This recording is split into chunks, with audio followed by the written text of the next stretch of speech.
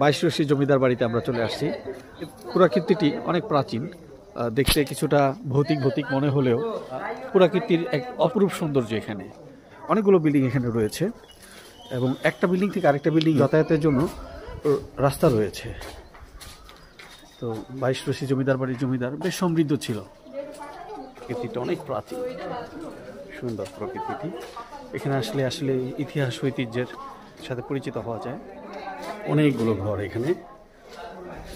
জমিদাররা একত্রে অনেক মানুষজন নিয়ে বসবাস করতে পছন্দ করত।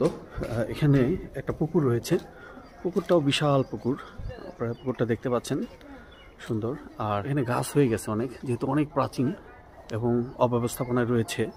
এই পুরাকীর্তির আসলে সংরক্ষণ প্রয়োজন, সরকারি উদ্যোগ এখানে খুবই জরুরি। আর সিঁড়িটাতেও শিকড় হয়ে গেছে। এটা খোলা ছাদ। জমিদার বাড়িটি অনেক বৃহৎ।